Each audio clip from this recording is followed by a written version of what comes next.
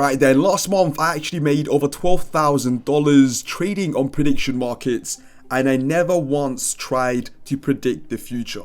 I don't know who's going to win the next election. I don't know if the Fed is going to cut rates, and I certainly don't know who's going to win the Premier League, as none of that matters with my strategy.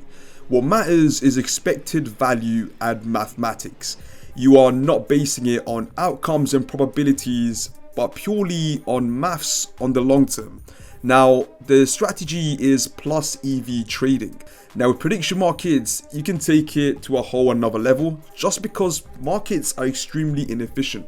From one prediction market to another, prices are not the same for the same event, for the same outcome. Now, the platform I use to find plus EV trading opportunities on prediction markets is Predictefy.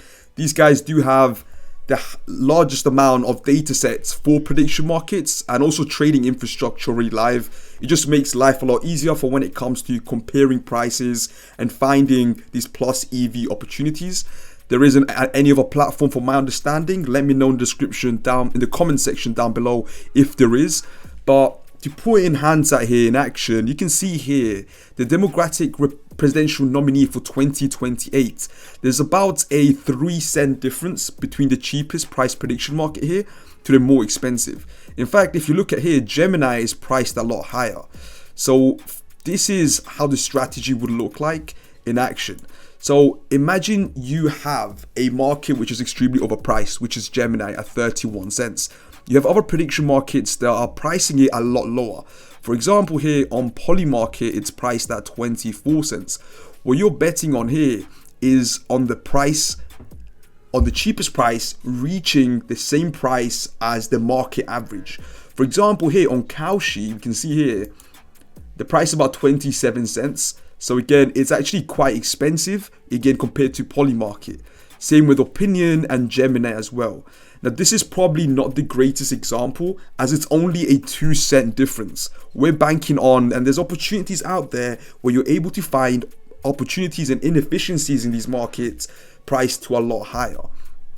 If you go over to the trade page here, you can set filters and ultimately set resolution dates and when this market closes by. So if you're not looking to wait for about a long time, for example, 116 days until the World Cup winner is announced, well, then you can bank on markets that are going to be ending a lot sooner by just setting filters and sorting as well. Now, one market example I want to go through is the F1 Drivers' Championship. Now, at the moment, the market is pricing George Russell to be the most likely candidate to win the F1 Drivers' Championship. So when it comes to this market specifically, right, on Polymarket it is priced at 56.5 cents. You can see the rest of the markets here, they're actually priced slightly higher. Now again, this market wouldn't be the greatest example as you're looking at about 2 cents from the market average to the cheapest price. For Andrea, on the other hand, for Andrea Kimi Antonelli, there's about a much stronger price in inefficiency. The one market I would keep an eye out on is Opinion because their markets are a bit weird. They got different prices for order books, probability, and live prices as well. So make sure you check the order book to find the actual price for Opinion. But for markets like Polymarket, what you're looking for here is, and Kalshi and Predict, and for a lot of these, you're looking for the cheapest price, right? How far off is the cheapest price to the market average? So the market average here is about 20 cents, right? Like about 18 cents. So on Gemini, actually, you're getting a much better price. Once you find that market inefficiency from the cheapest market to the most expensive market, in this case, it's about 3 cents. The median price between the rest of the three markets here is about 18 cents. So it's about a 3-cent difference here if you were going to be trading on Gemini. After you find the market that you found the inefficiency on, you want to look for the order book, right? How much money is in the order book that you can currently place when it comes to a market trade? If you're going to trade on a market, right, how much are you going to be able to price yourself in for this event? At the moment, you can see here there's limit orders in for about 13 cents and there's 24 cents, right? So ultimately, when it comes to a market trader, you're going to be able to get in about 15 cents, right? The lower the spread, the more accurate your pricing is going to be. And ultimately, if you can't go in with a market trade, I recommend looking at a limit trade and placing a limit trade in for Gemini in this case, and you're able to get in at about a 3 cent cheaper price than the market average. Now, if we're going to look for a different example, so for this example, I'm going to use the English Premier League winner, right? At the moment, the most likely candidate to win the English Premier League is Arsenal, right? Now, you can see here, there's actually some insane price inefficiencies at times. And these pricing inefficiencies don't last for long, especially in very liquid and high volume markets. For example, you can see here, Gemini was at 64 cent here for about a few hours on the 6th of March, right? Now, during this time, this is an insane price inefficiency. Gemini at 64 cents, while the market average is at 80 cents.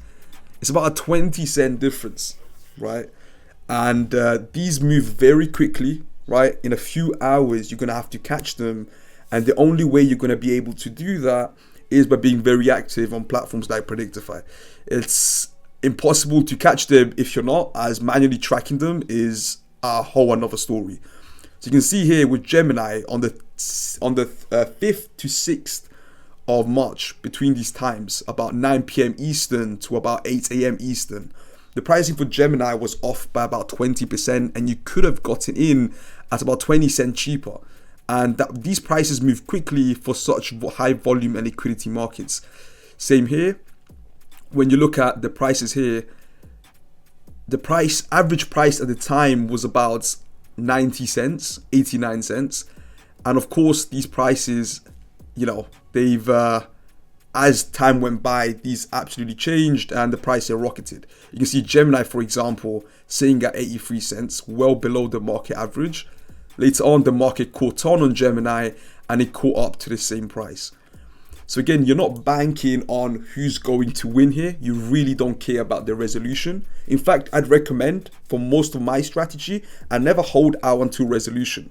That's like a higher chance of losing, which is again a big positive for prediction markets instead of actually betting on sports books, just because you are able to enter and exit your trades very quickly whenever you want, right? With sports books, you're limited on when you can and can't exit and entry bets.